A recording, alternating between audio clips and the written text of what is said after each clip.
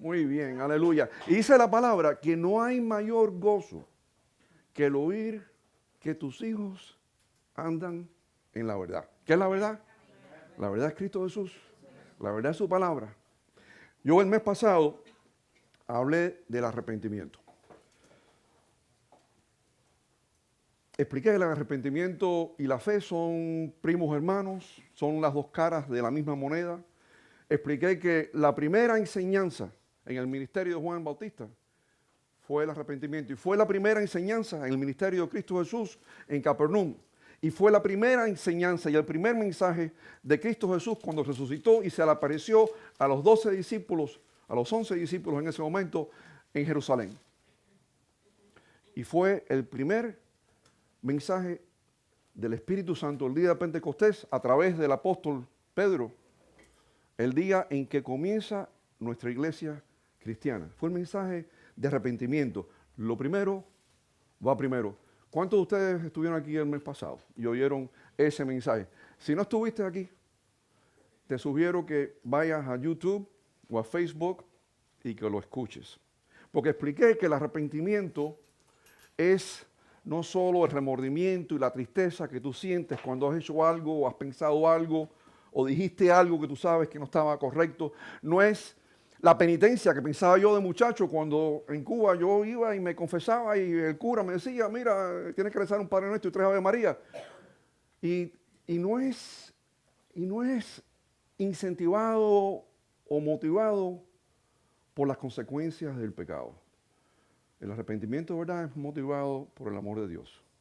Expliqué que el arrepentimiento es un cambio de mentalidad, es un cambio de actitud, es un cambio de pensar, es un cambio de cómo tú actúas y lo que tú haces, y que siempre tiene que estar acompañado por una obra de arrepentimiento. Es como la fe, que la fe sin obra es muerta, dice el libro Santiago, ¿verdad? Expliqué que el arrepentimiento es cortante, es radical, es un cambio de rumbo de 180 grados, no es temperatura media. Sí, es black or white. No estás en el medio. No puedes titubear. Cristo Jesús le dijo a los discípulos, ¿estás conmigo o estás contra mí? Él fue muy claro siempre en todo. Y es duradero. No es que tú te sientas, salgas de aquí hoy, te motivas, te emocionas, se te sale una lágrima y a las 24 horas volviste como estabas anteriormente. Es duradero. Es eterno. Y mis queridos hermanos y hermanas, yo hoy quiero compartir con ustedes una historia bíblica, una historia de amor, una historia de fe, una historia de redención y una historia de arrepentimiento. De una mujer que dio un cambio radical, cortante, cambió su vida en su totalidad, dejó todo atrás, dejó todas sus costumbres, dejó toda su familia, sus padres, su madre, y fue en rumbo nuevo. Y en un acto de fe, con una convicción intachable, con una fe inquebrantable, fue a tierras nuevas, tierras que ella no conocía, donde con toda seguridad sabía que estaría expuesta a ser ridiculizada, a ser considerada una ciudadana de segunda o tercera categoría. ¿Cuántos de ustedes aquí hoy llegaron a este país como un exiliado político o han emigrado por razones de trabajo, familia o seguridad? Levanta tu mano si tú calificas en ese renglón. Más de la mitad. Tomaron caminos similares. Son pocas las bodas que yo he asistido, tanto bodas cristianas como católicas, donde en un momento en la ceremonia no se para uno de los familiares o uno de los parientes de los novios y lee del libro del amor del 1 Corintios capítulo 13. Pero cuando esta mujer le dice, no me ruegues que te deje y me aparte de ti, a donde tú vayas, yo iré. Donde tú vivas, yo viviré. Tu pueblo será mi pueblo. Tu Dios será mi Dios. Donde tú mueras, yo moriré y seré sepultada. Eso no fue Ali McGraw en Love Story. Y no fue Julieta en Romeo y Julieta. Eso fue Ruth. Una de las declaraciones de amor más bellas en la literatura. Pero fue una declaración de lealtad, una declaración de fidelidad y una declaración de fe. Como la fe del centurión, cuando le dice a Cristo Jesús, Señor, yo no soy digno que tú entres bajo mi lecho.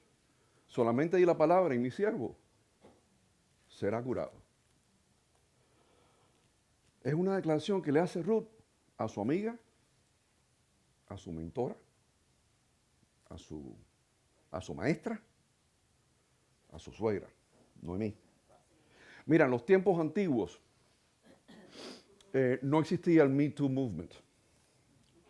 En los tiempos antiguos el machismo no solamente estaba de moda, pero en sí era parte de la ley. Era aceptado el machismo. Es más que en la Biblia, que tiene 66 libros, ¿tú sabes cuántos libros tiene el nombre de una mujer? 2.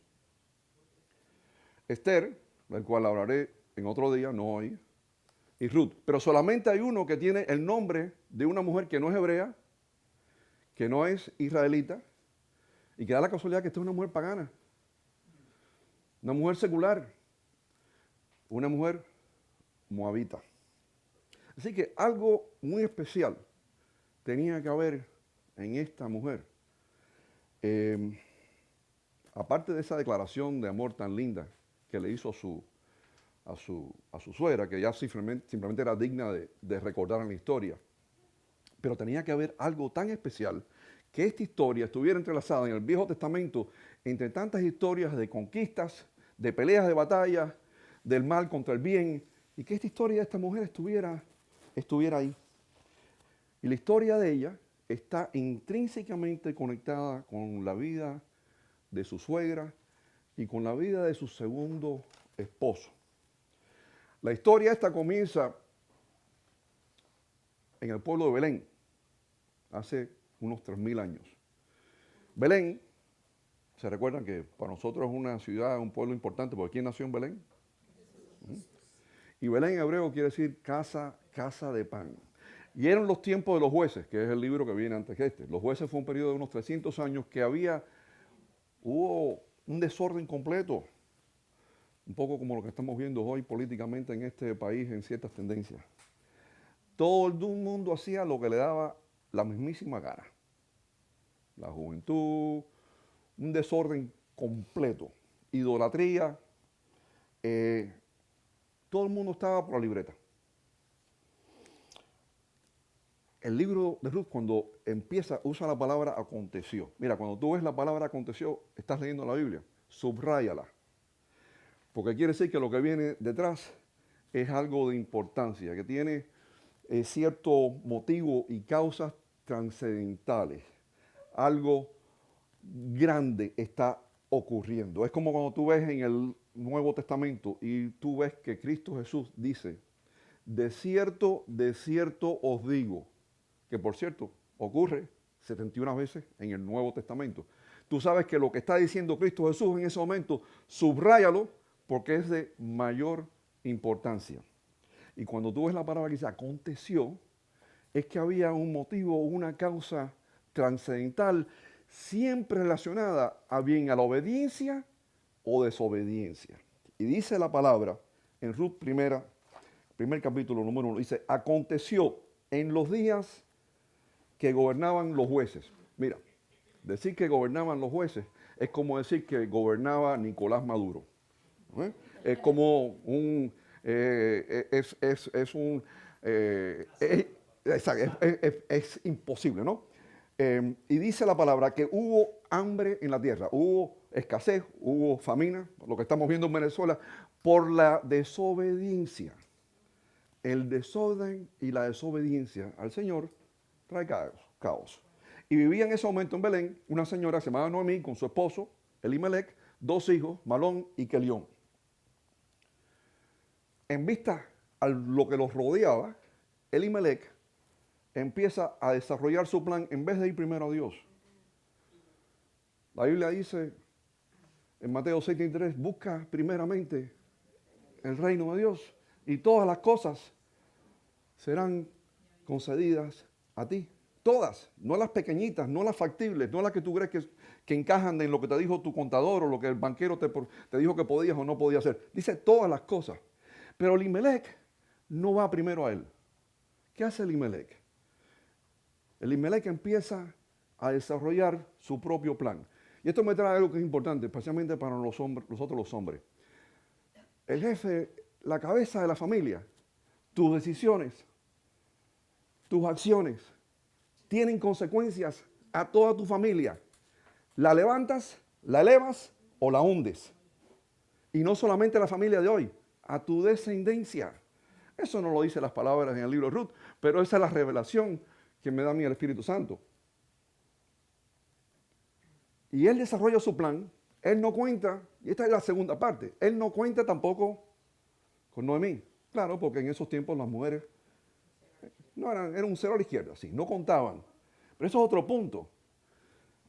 En el plan de Dios, ¿por qué está el hombre y la mujer? Porque cuando tú fallas y no vas primero a él, tienes a tu cónyuge, a tu segunda parte que te rescata. Yo te puedo decir que las metiduras de patas que yo he cometido, en gran parte, fue porque no la consulté, no la hablé con mi mujer. Elimelec no fue a Noemí. Elimelec planeó su plan de salir de Belén, la tierra prometida, la tierra que le había dado Abraham a su descendencia. Dios, Abraham, sus descendencias, Moisés, y estaba ahora aquí Elimelec creando un plan para abandonar el plan de Dios y emigrar a un pueblo completamente ajeno. Mira, Elimelec en hebreo se traducía a mi Dios es rey. Qué interesante. Su nombre es mi Dios es rey, pero él nunca actuó de esa manera. Él nunca se apoyó en la palabra, en que él estaba en la tierra prometida. Sus hermanos, vamos a ver más adelante, porque no era hijo único, sus hermanos sí se quedaron. Sus hermanos se bendicieron. Él no. Él tomó una decisión, no contó con Dios, no consultó con su esposa y arrancó. Cuando tú no buscas la voluntad del Señor, cuando tú solamente te apoyas en tu propio plan, you're on your own, baby. You're on your own. Eso es como cuando tú a tus hijos, tú le dices, óyeme, haz esto, que esta es la manera segura de llegar allá. Y tu hijo te dice, ay papi, no, yo voy a ir por otro rumbo. Tú te apartas de la cobertura de tu padre en ese momento. Eso fue lo que hizo Elimelec.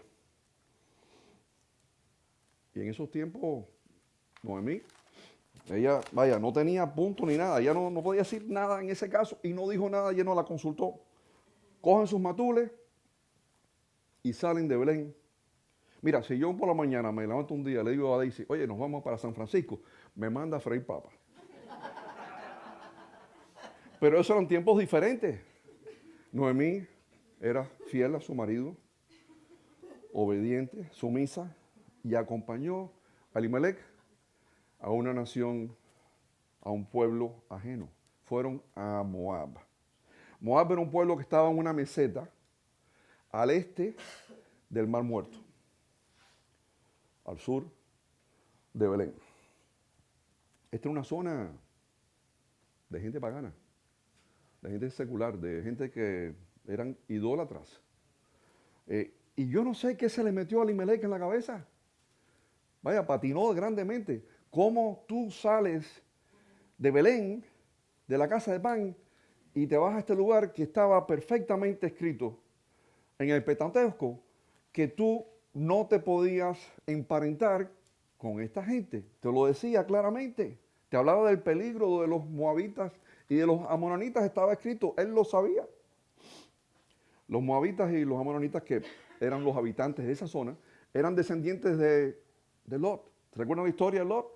Que sus dos hijas, ¿qué hicieron? Lo emborracharon Y en noches consecutivas se acostaron con él y después de un acto de incesto tienen a 2 hijos, a Moab y a Ben-Amí, que fue el padre de los amononitas.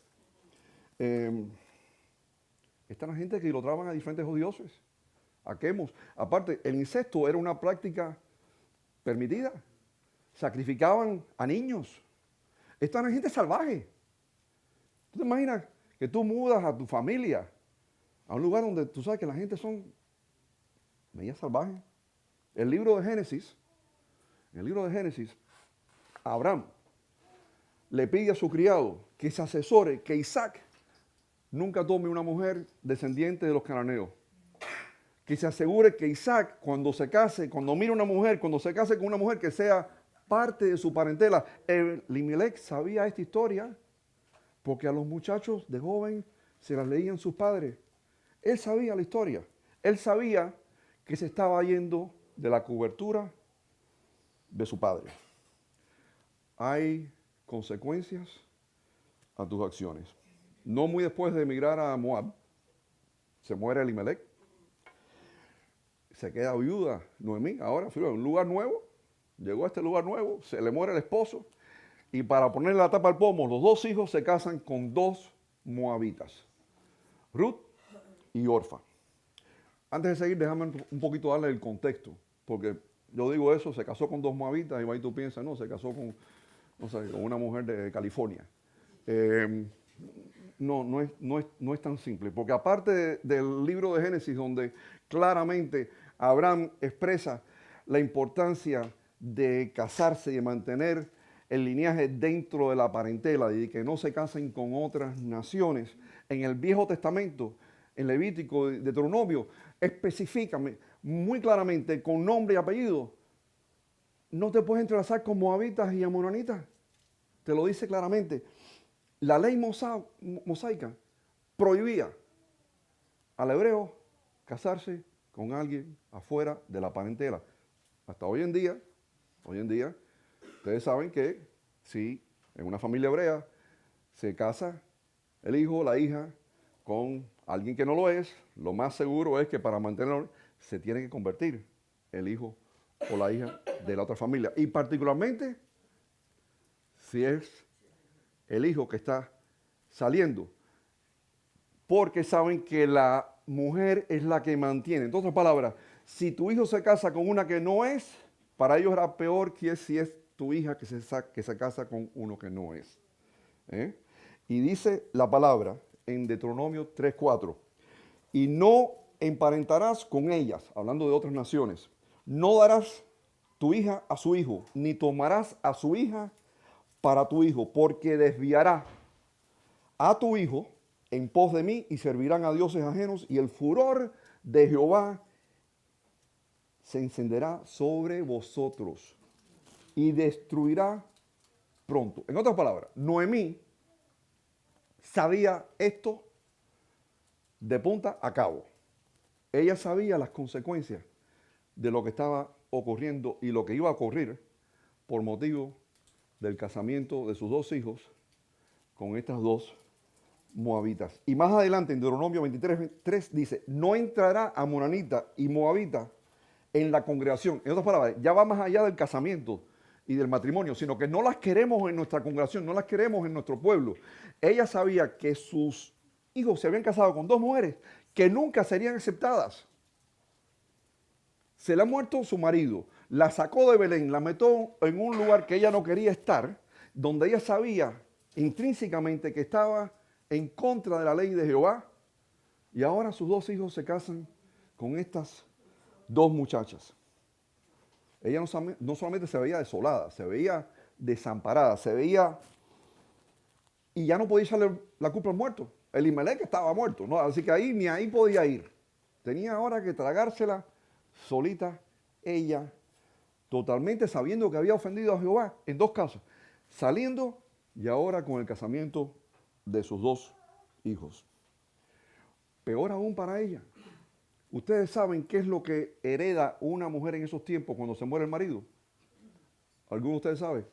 ¿Cuánto, qué porción hereda del marido? 0. Aquí por lo menos me muero yo mañana y Daisy recibe todo. Pero allí se moría el marido, recibía 0. Quedaba en la calle la mujer. A menos que se casara, que fuera redimida por un hermano del marido o un pariente. En otras palabras, en ese momento, Noemí se la veía bien negra, súper negra, sin herencia, sin trabajo, en un lugar que no era el suyo, y ahora con 2 nueras moabitas. Y los 2 hijos de ella tenían que ser tremendos monigotes, porque malón en hebreo quiere decir enfermizo, y Kelión quiere decir pálido. En otras palabras, a estos muchachos seguros de bebé, uno siempre estaba llorando, siempre estaba con un problema y le pusieron enfermizo, el nombre de enfermizo, y al otro debería estar muy pálido y le pusieron. Así que imagínate el cuadro este. Los hijos parece que no valían para mucho.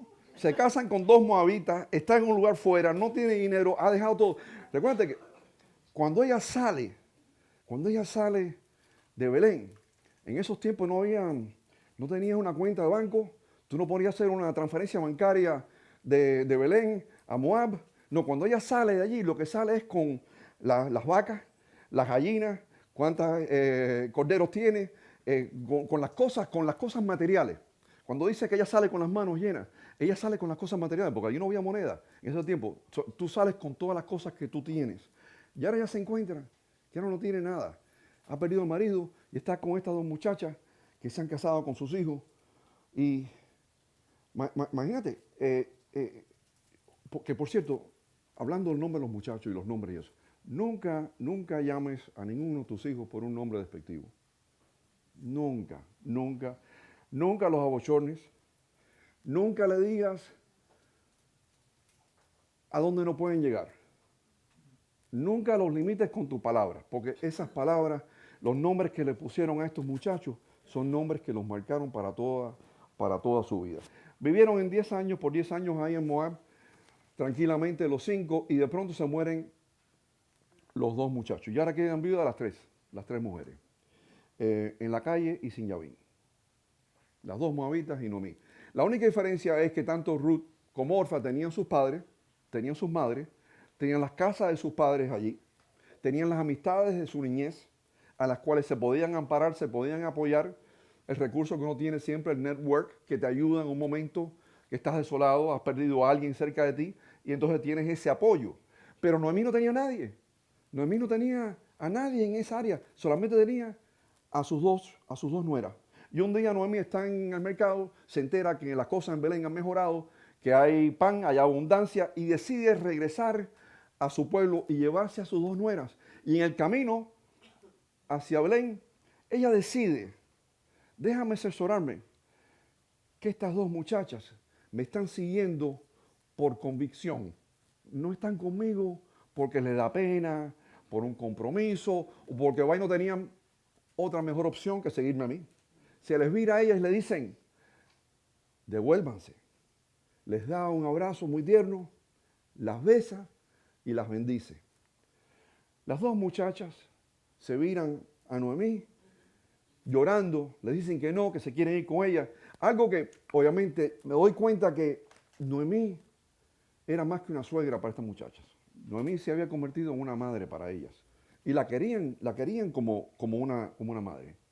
Y entonces Noemí se vira por una segunda vez, esta vez tierna pero con firmeza, y les dice, devuélvanse a la casa de sus padres y su madre. Yo no tengo otro hijo que darles a ustedes. Yo estoy muy vieja para conseguir marido. Yo no soy joven como ustedes. Ustedes pueden regresar y quedarse y en 3 patadas consiguen un marido. Aparte no tuvieron hijos. Están libres, regrésense. Y aparte de eso, aunque me saque la lotería y un hombre se enamora de mí y tenga un hijo mañana, ustedes no van a esperar 20 años para casarse con ellos. Devuélvanse. Con tanta insistencia, Orfa era una buena mujer. Orfa fue una buena esposa. Orfa ofreció acompañar a su suegra. ¿Cuántas de ustedes se irían de su casa y acompañarían a una suegra a un lugar que no conocieran y dejando a tu mamá afuera? Orfa fue una mujer buena. Piensa en eso. Orfa estaba dejando a su padre en Moab. Orfa estaba acompañando a su suegra. Pero Orfa le da un beso a Noemí y se regresa a su pueblo y se regresa a sus dioses. Ambas, Orfa y Ruth, habían declarado, habían confesado su amor por Noemí. Ambas. Pero solo una lo demostró. Y eso me trae al primer mensaje o enseñanza de hoy. La historia no se escribe sobre Orfa. El libro en el Viejo Testamento no se llama Orfa, se llama Ruth. Porque la historia no se escribe de la gente que simplemente son buenas o hacen las cosas bien. Las historias se escriben de la gente que lo hacen mucho mejor. La historia se escribe de la gente que lo hace en forma extraordinariamente bien. Después del versículo 14 del primer libro de Ruth, Orfa desaparece del mapa. Más nunca oyes de Orfa. Pasó la historia.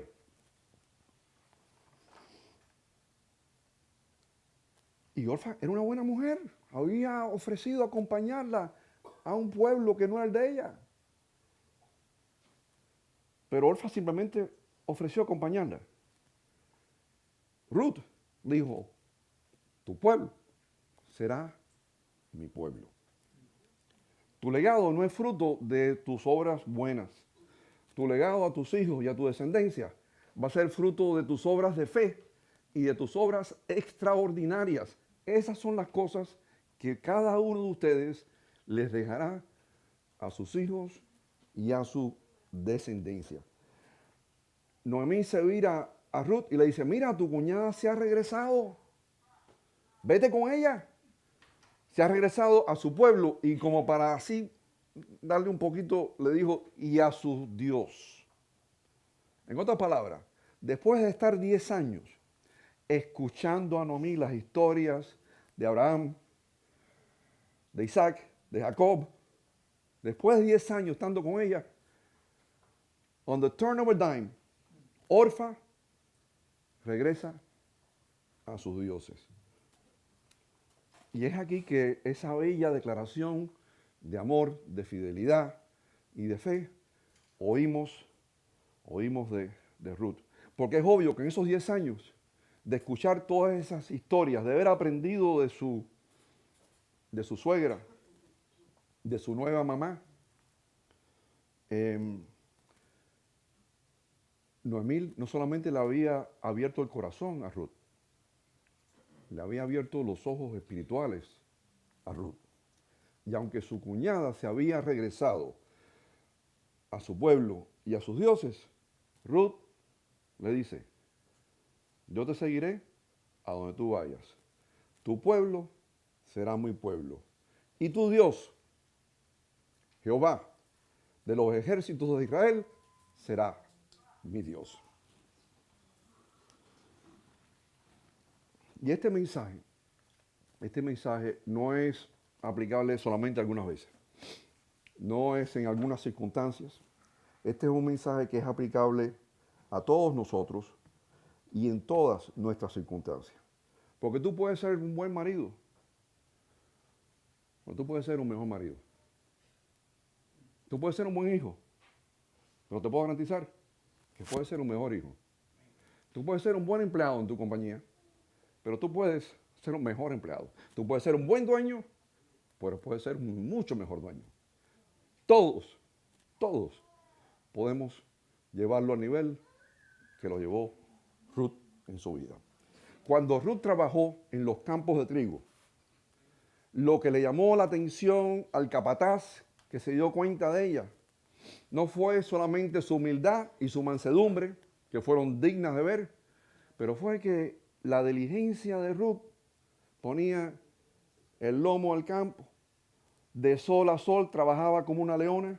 Otros lo hacían bien, pero ella lo hacía mejor. Y salen Noemí y Ruth de Moab hacia Belén. una trayectoria de 100 kilómetros, 10 días de camino. La misma trayectoria, cruzando desiertos áridos, cruzando montes salvajes, cruzaron las dos acompañadamente con una canoa el río Jordán, pero el camino de Ruth era muy diferente al de Noemí. Noemí regresaba a la tierra que la vio nacer, regresaba a su pueblo, regresaba a sus costumbres, regresaba a su Dios. Ruth iba a una tierra que no era la de ella. Iba a una cultura que no era la de ella. Iba a un Dios nuevo. Ruth caminó por fe, no caminó por vista. Ella no conocía a dónde iba. Ella nunca había visto lo que iba a ver. Ella caminó por fe. Y por esto que esto no es solamente una historia de redención, una historia de amor, pero esta es una historia de una fe inquebrantable. Cuando yo leo estos 4 capítulos del libro de Ruth, por cierto, si lo han leído, les voy a sugerir que lo lean de nuevo, basado en las cosas que estamos hablando hoy, porque ahí lo ven y lo leen con un entendimiento diferente. Y toma 15 minutos, porque son 4 capítulos, y si te demoras, pues media hora. Así que en el fin de semana no es una tarea muy difícil. Yo cuando leo el libro de Ruth lo veo y lo que estoy viendo es Cristo Jesús manifestándose en la vida de Ruth. El Cristo Jesús que multiplicó los 5 panes y los 2 peces para alimentar a 5,000 hombres y 5,000 mujeres en las afueras de Betzat, es el mismo Cristo Jesús que veo su mano redentora multiplicando la vida de Ruth. Y yo me identifico con esta historia al nivel espiritual y al nivel histórico, porque en el año 1960, octubre 22, llegué aquí con mis padres, a la edad de 9 años, como van muchos de ustedes aquí también, dejando todo atrás, haciendo un cambio radical, cortante, 180 grados, nueva cultura, nueva ciudad, dejando la familia atrás, casa atrás, dejando todo atrás, viniendo con las manos vacías a una tierra desconocida. Llega Noemí con Ruth a Belén, salen las amistades, la reciben, la abrazan, hacen fiesta. Hacía 12 años que no la veían. Pero Noemí se sentía mal. Porque cuando salió Noemí hace 12 años de Belén con su marido y con sus 2 hijos, iba cargada de cosas. Iba con familia. Y ahora regresaba con las manos vacías, sin esposo, sin hijos. Sí venía con algo, venía con Ruth. Con Ruth a su lado, que había demostrado una grande fidelidad, una lealtad tremenda y había demostrado un amor incondicional hacia su suegra. Y Ruth había aprendido, porque Ruth había obedecido a Noemí. Había escuchado a Noemí. Una cosa que a veces raramente uno lo ve aquí con la juventud estos años. Típicamente hoy en día la juventud se fija más en Google que en los padres. Pero Ruth escuchaba a Noemí. Ella había escuchado y ella sabía que la ley mosaica tenía beneficios sociales, tenía beneficios a las viudas, tenía beneficios a los extranjeros, tenía beneficios a la gente pobre.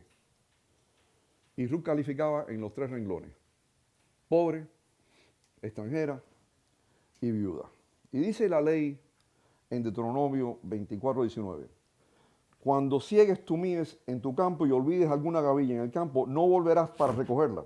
Será para el extranjero, para el huérfano y para la viuda, para que te bendiga Jehová, tu Dios, en toda obra de tus manos. Y en otros versículos no solamente habla de trigo, pero habla de vino y habla de olivos. En otras palabras, la ley mosaica daba la posibilidad de apoyar a la gente que estaba desamparada. Permitía que tú pudieras entrar a un campo que no fuera el tuyo y recoger del piso lo que se había caído cuando estaban segando los campos en el tiempo de cosecha. Es más, en el Levítico dice la palabra, cuando ciegues la mies de tu tierra, no segarás hasta el último rincón de ella. En otras palabras, deja un poco para la gente pobre, no te lo comas todo, deja algo en el plato para los que vengan detrás. Ni espigarás tu tierra segada y no rebuscarás tu viña, ni recogerás el fruto caído de tu viña para el pobre y para el extranjero lo dejarás. Yo, Jehová, vuestro Dios. Ruth, con más de 10 años de instrucción de seguir a su suegra, conocía de estas reglas, conocía de estas leyes. Y ella se ofrece y le ruega a su suegra que la deje ir al campo a buscar trabajo para sostener a las dos. Y aunque Ruth legalmente estaba autorizada, era una mujer humilde. Ella llega al campo y cuando ve el capataz, en vez de entrar y legalmente podía empezar a recoger lo que se había caído, ella va y le dice al capataz, ¿me permites entrar a trabajar? Mira, cuando el Señor ve que tienes un corazón humilde, eso es como un gatillo. Se dispara la manifestación de sus obras en tu vida. Es una cosa impresionante. Ella mostró una humildad, una mansedumbre. Se humilló, no avergonzada, pero de una forma muy humilde. Y en ese momento empiezas a ver la grandiosa mano de Dios manifestarse en la vida de ella. La gente a veces dice, oye Willy, oye, qué bien te va, qué suerte tú tienes, oye, tú tienes una suerte tremenda. Oye, Margarita, oye, ese cierre te vino, qué coincidencia que cerraste antes tuviste que liquidar el préstamo que tenías. No hay coincidencia en la vida, no es suerte, no es tu símbolo del horóscopo, no es Walter Mercado. Es la providencia y la soberanía del Señor. Su mano está dirigiendo, está en control, está protegiendo. Aunque tú no lo veas, está ahí. ¿Cuántos dicen amén? Amén. Y ahí vemos de nuevo en el segundo libro de Ruth, vemos esa palabra de nuevo. Y aconteció. Y de nuevo sabemos, porque lo dije al principio, que es que ahí viene motivo y causa de algo trascendental. Y aconteció que aquella parte del campo era de Boaz. Boaz fue el hermano que no se fue. Boaz se quedó en la tierra prometida. Y fue bendecido. Porque aunque Boaz, aquí en la historia, ya es un hombre de edad, yo creo que es vaya de la edad mía o vaya un poquito mayor, era un hombre que estaba rico, tenía muchos campos y tenía muchos trabajadores y muchos criados. Boaz estaba bien. Y da a pensar que Elimelech podía haber estado tan bien como Boaz. Pero hubieron consecuencias en las acciones de Elimelech.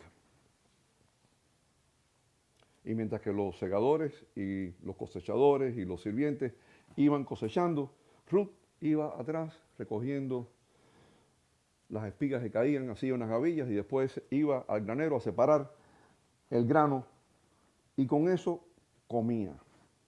Y el campo que ella había escogido era el campo de Boaz. Boaz era hermano de Elimelech, uno de los hermanos de Elimelech.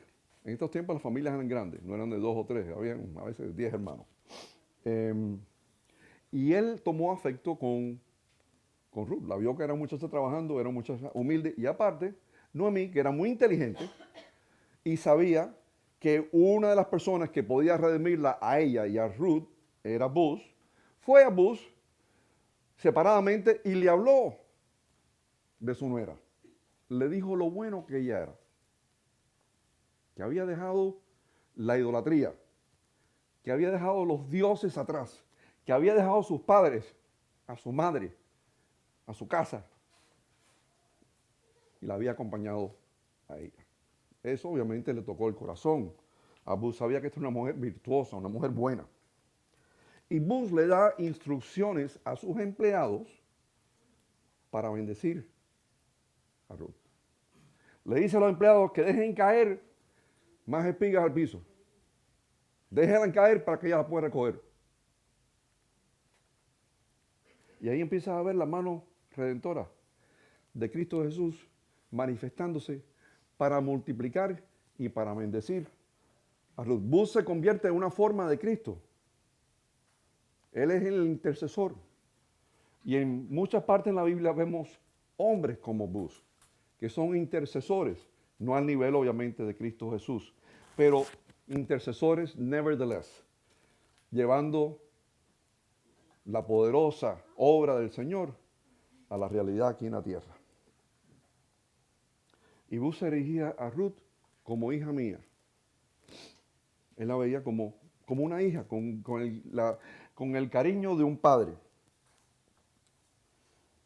Y le dice, no te vayas a otros campos, quédate aquí, quédate con mis criadas. Y le dice lo siguiente, y cuando tengas sed, bebe de las vasijas, y a la hora de comer, ven aquí y come del pan, y moja tu bocado en el vino. Y ella y Ruth se sentó con los otros sirvientes y segadores, y Bus le dio potaje, y dice la palabra, que Ruth comió hasta que se sació y le sobró.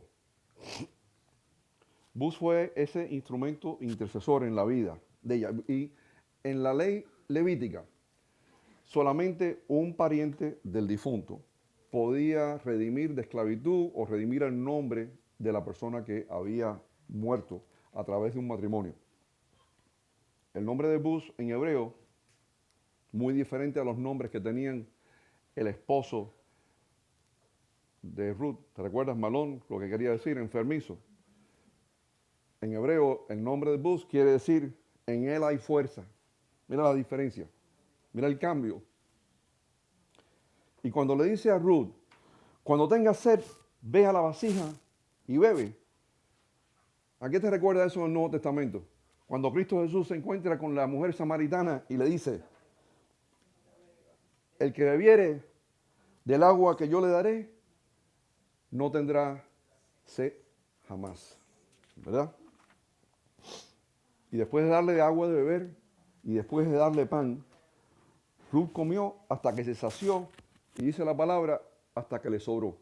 ¿Y qué ocurrió años después con Cristo Jesús en ese desierto al lado de Bethesda? Cuando le dan a 5,000 hombres, a 5,000 mujeres, simplemente de 5 panes y 2 peces de comer y alimentarles.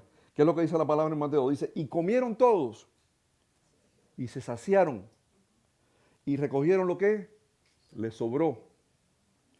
El Viejo Testamento es un espejo del Nuevo Testamento. Un espejo de lo que iba a venir. Bus le dio de beber y le dio y alimentó a una mujer. Le sació la sed a Ruth. Cristo Jesús le sació el espíritu al hombre en este mundo. Cristo es el pan vivo y el agua viva. ¿Quiénes dicen amén? Amén. Y Ruth le dice a Bus, Señor mío, ¿qué he hecho yo para merecerme tanto favor y gracia? Yo soy simplemente, yo no soy ni sirvienta tuya, yo soy una extranjera, yo soy una moabita. Vale, cuando tú decías ser moabita es como decir, es un término despectivo, es lo más bajo que tú podías ser considerado. Ruth le cuenta a su suegra lo que le ocurrió, que le dio Bus de beber, de comer. Le comió tanto que hasta trajo un doggy bag para la casa. Le hace el cuento.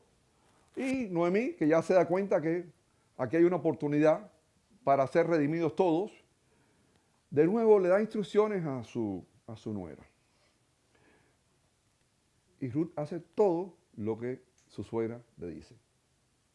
Báñate, ponte perfume, ponte el arete que te compré, ponte talco. Los zapatos que de esos de Jimmy Choo que te los traje, póntelos esos. Y el trajecito de Chanel, ponte. Y el scarf de Prada. Quiero que vayas y vas a ir al granero donde ellos están reunidos, donde se van a pasar la noche y a dormir. Y te vas a acostar a la esquina de él hasta cuando él se despierte. Y le vas a pedir que nos redime. Ella hizo exactamente todo lo que le dijo su suegra. Buz no era el hermano más cercano a Elimelech. Y él tuvo que ir, como decía la ley, al hermano más cercano. Y decirle, mira, yo tengo interés, pero esto te toca a ti. Si tú quieres redimir las tierras de Elimelech, que le hubieran correspondido de su padre, cómpralas. Porque si tú no las compras, las voy a comprar yo. Pero óyeme, si las compras, también tienes que redimir a la nuera del difunto. Y este hermano, que para mí debe haber sido como los 10 espías que cuando llegaron a la tierra prometida la tocaron, no se dieron cuenta que estaban tocando su mañana y su futuro y echaron marcha atrás. Este muchacho parece que tampoco se da cuenta que estaba tocando el futuro del Rey de Reyes y echó atrás. Entonces Buz, en frente de 10 testigos,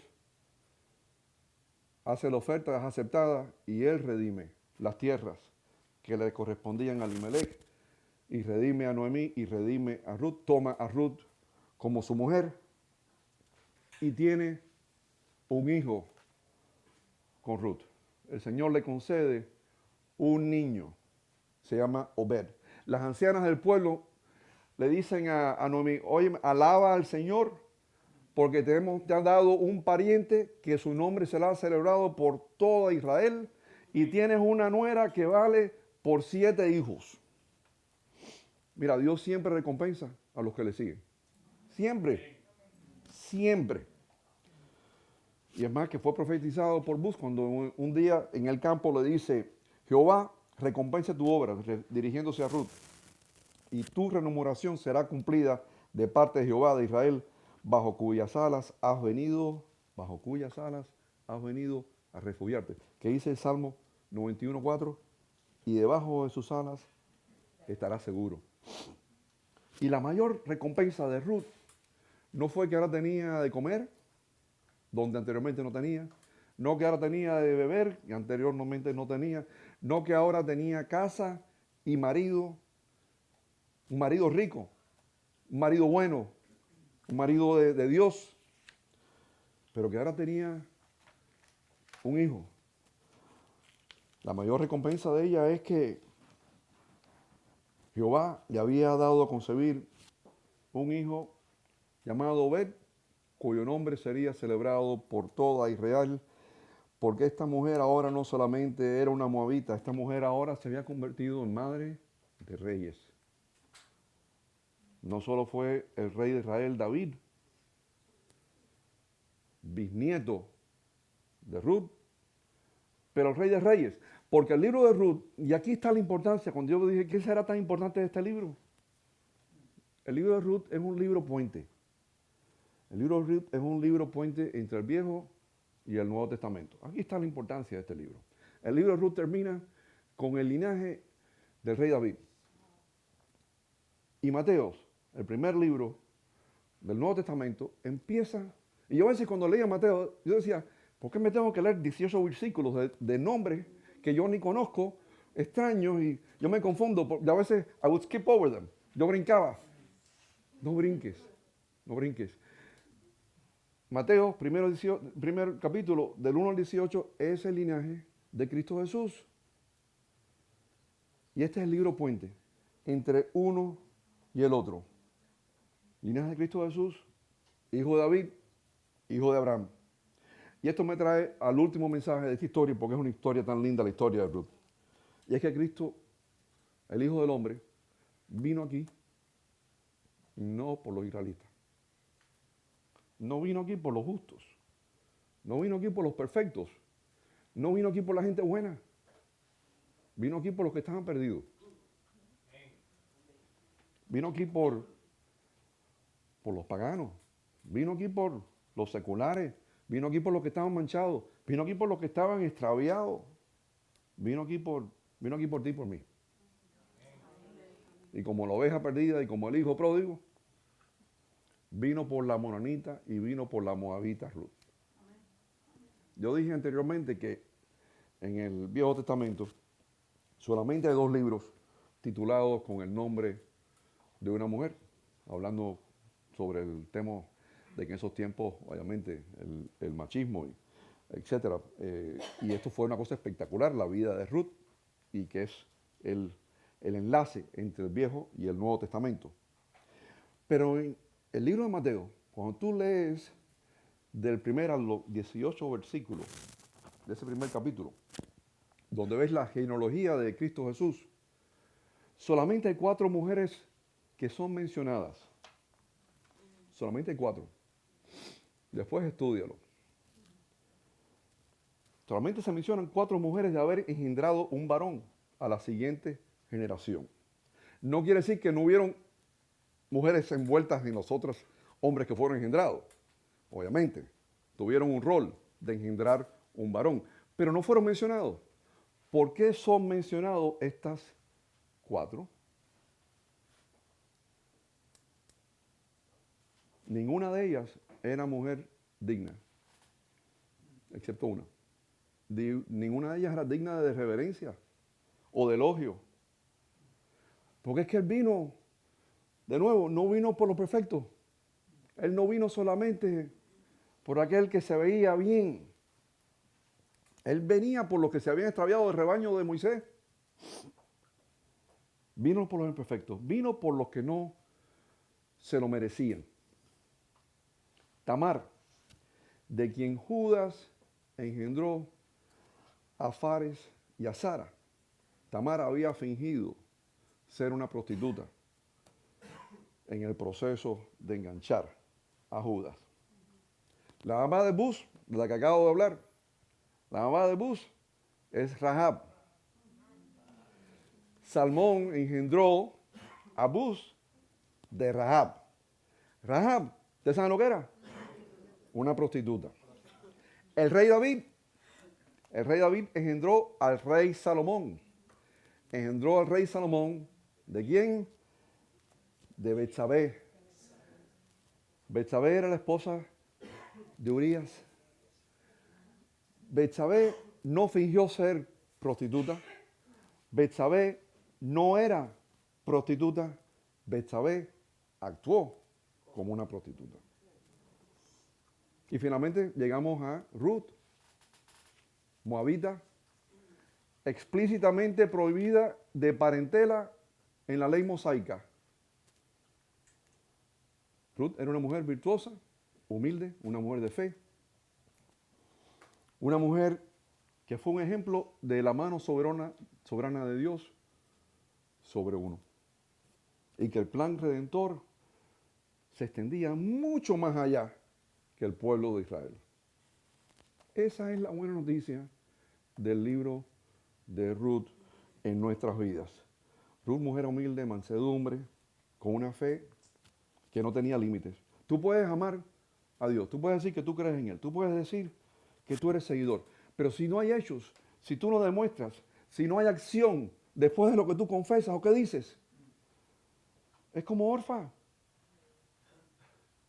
Orfa regresó. ¿Cuántos de ustedes aquí van a regresar? Van a volver a como eras antes. Y la historia solo se escribe no sobre la gente que lo hace bien o que son simplemente buenos. La historia se escribe sobre el que lo hace mucho mejor. ¿Cuántos dicen amén? Amén. ¿Cuántos han recibido hoy? Amén. Gloria a Dios.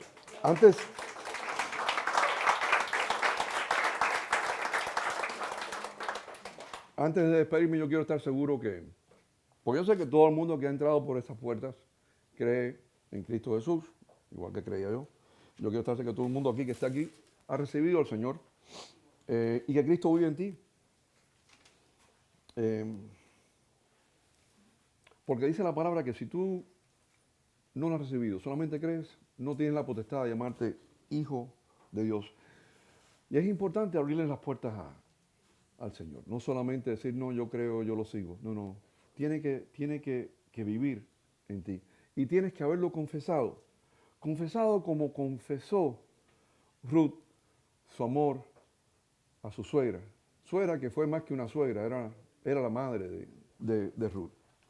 Así que si tú estás aquí hoy y tú nunca públicamente has confesado tu amor, tu creencia, el recibir a Cristo Jesús como tu Redentor, como tu Salvador, hay una pequeña oración que yo quisiera hacer contigo. Así que si hay...